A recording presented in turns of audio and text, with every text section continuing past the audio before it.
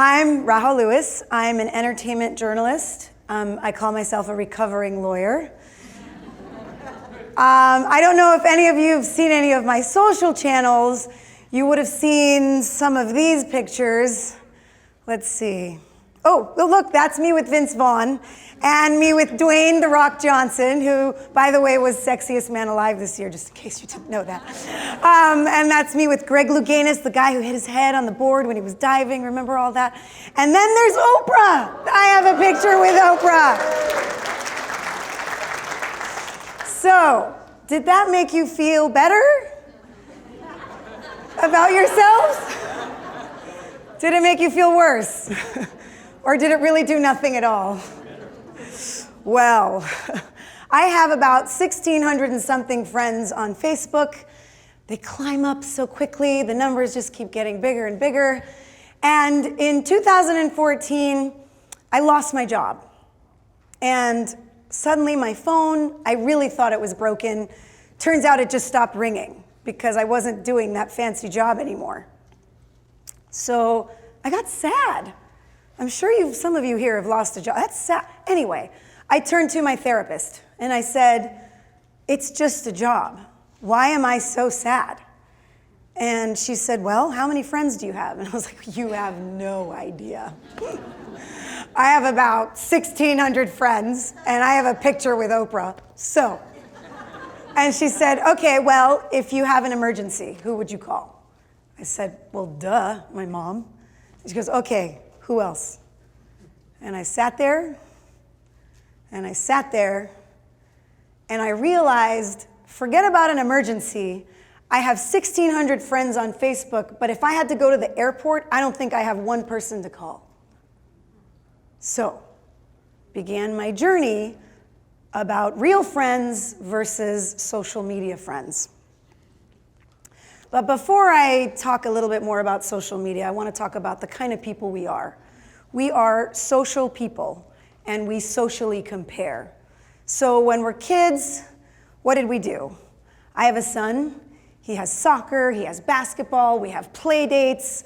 I mean, we're working on martial arts. I'm hoping one day he'll become my bodyguard. This is the best part of motherhood. So that's who we are when we're little. And that should not change, and it doesn't change. We socially compare. You may think you don't socially compare, but when you were in school, they told you, well, according to this bell curve, whatever mark you get will make you an A or a B or a C.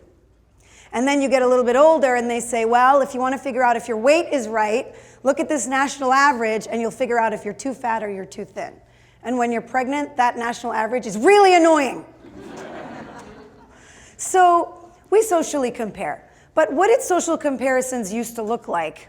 Well, we used to go to work, go to the kitchen, 5 of you would stand around and someone would pull out a picture from their wallet and say, hey, this is my daughter, or this is my dog, or check out how old she is. It's amazing how time flies. And then a couple of people would go, oh, and that was about the extent to which we shared our lives. What do our social comparisons look like now? Now we're keeping up with billions of people. It turns out that social media has made that work kitchenette so 1990. Because now, instead of 4 people poring over a picture, you have the potential to post a picture online and the whole world will see it.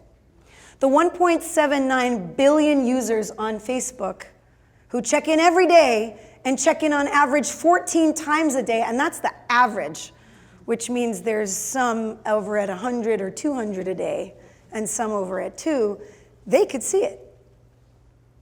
Okay, what kind of reach are we talking? Well, every month, did you know there's 30 billion posts made on Facebook alone? 30 billion posts. That's 30 billion times that you could say, hey, Joy looks great in that picture. Or 30 billion times that you could say, I'm so glad Billy's son got that job in that law firm. That's amazing. Incredible, right?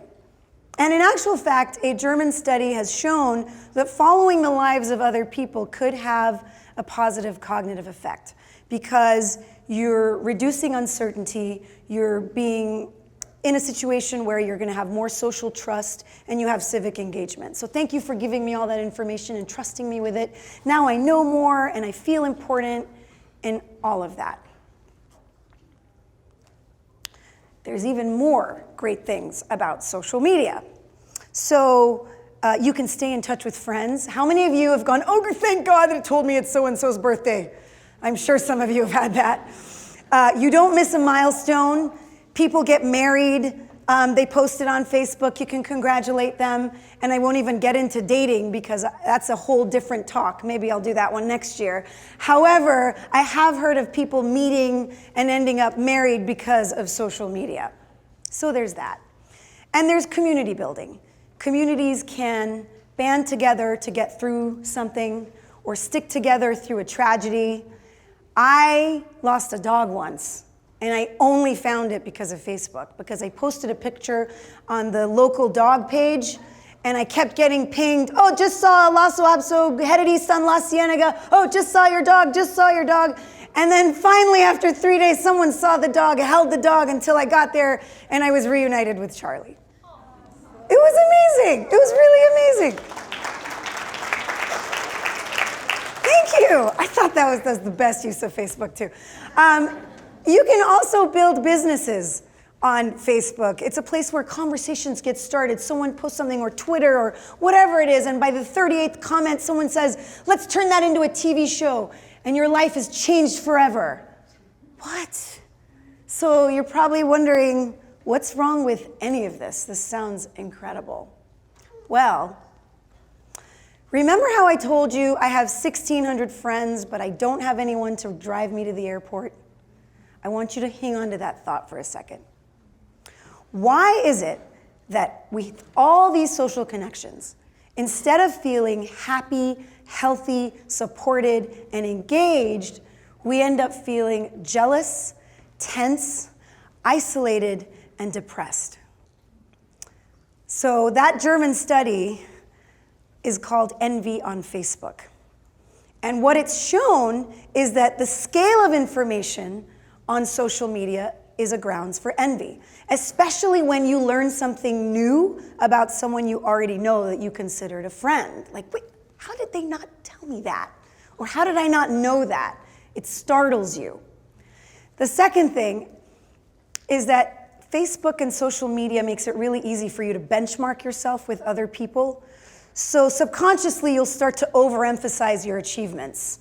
Whether it's the new car, the new job, or whatever it is, you'll say something about it, make it sound even better, and then post it on Facebook so that you win in that social comparison that you didn't even know you were doing. And that's another thing that makes people feel kind of miserable and yucky when they see it. And the third thing is that social media is something that youth of the day call triggering. I'm sure we've all heard that word. So, social media and exposure to social information triggers envy. It's directly related. It's proven. And what does that do? That impacts your well-being. It makes you feel like your life satisfaction's not so great. And it makes you inevitably feel lonely and depressed. So you're on social media, you're watching what everyone does, and all it does is make you feel like everyone else has a better life than you do. But it's really only because you're seeing the sliver of excellence that they've chosen to post on there. And it's important to remember that. There's a little bit more to this, though. It's not just what other people are doing or what they have or what their lives include. You start to feel dissatisfied because, remember, we socially compare. So you'll even look at the number of likes or the number of shares or birthday messages, and you'll start to say, well, why does Dan have 200 birthday messages and I only have 20? And why is Angie in a relationship and I'm not? That one was personal. So it really starts to bite after a while.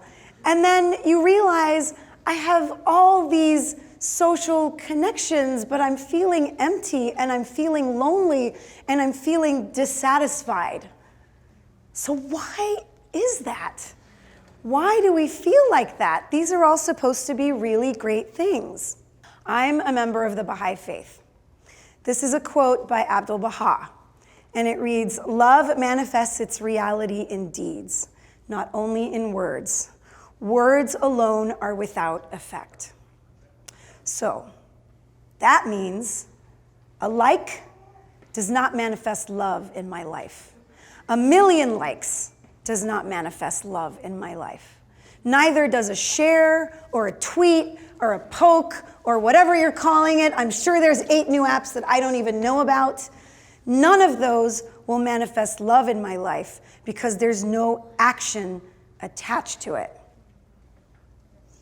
So maybe that kitchen scenario is not so outdated after all.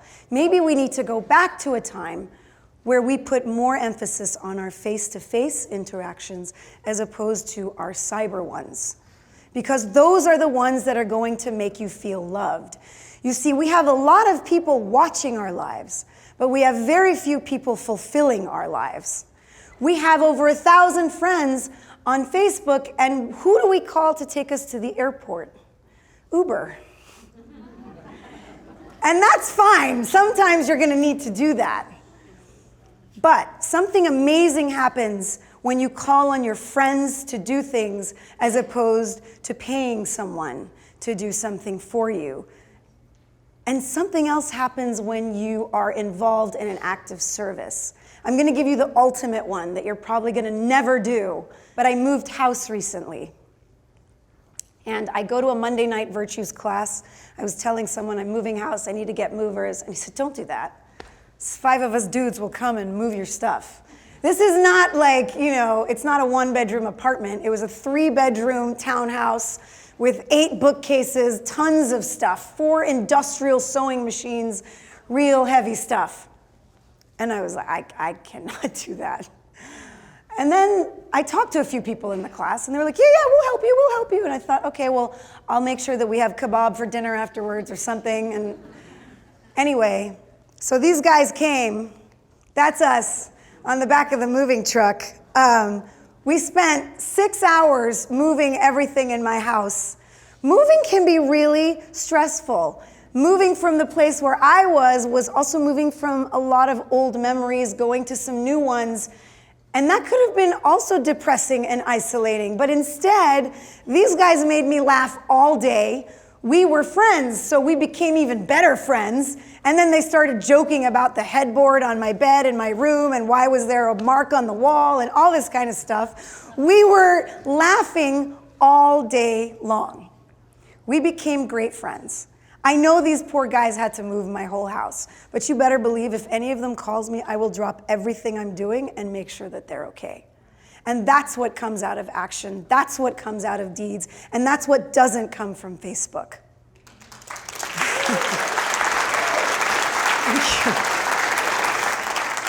So there was a Harvard study that talked about who makes the happiest person in their 80s.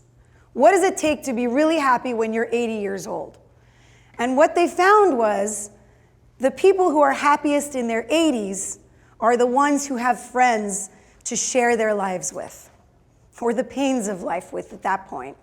And they found that of the people who had good friends in their 80s, when they talked about my whole body's in pain, I can't move, or whatever it was, they still had a joy in their life because they had someone to share that with. As opposed to the people who didn't have that, who maybe put all their eggs in the work basket and didn't have any friends, they were the most miserable in their 80s. So it's not about money, it's not about fame, and it's not about how many friends you have on social media. It's about how many friends you pick up the phone and call and spend the time to go and see. Don't think that if you're on Facebook, you found the secret way to make lots of friends without spending time, and I don't have to go and see anybody because I can just like something and get away with this. You will be doing yourself a huge disservice, and you won't even notice it until something happens in your life and you look around you and nobody is there.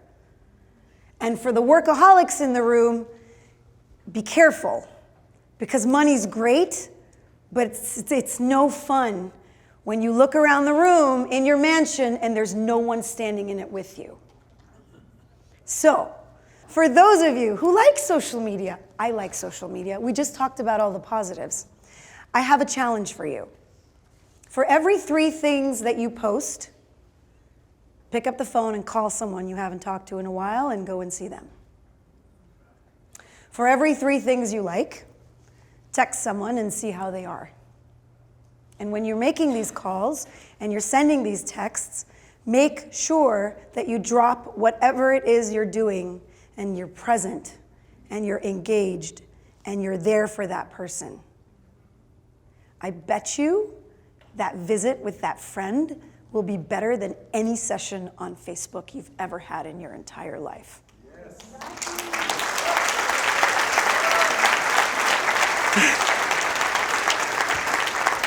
So true. When my friends come visit me, it's incredible. I've come a long way from having no friends, by the way. All those guys came and moved my house. It took 2 years of therapy, but I got there. So, I hope you guys enjoyed this presentation. I hope that it makes you pick up the phone and call someone and go see them and do something you haven't done in a while. Maybe go to the museum, go to a park, be social, do something you did when you were a kid, lay in the ground and look at the sky. Because I want a world where my kid and all of his friends are equipped to make real friends and live happy lives until they're 80, and I'm sure you all do too. Thank you very much.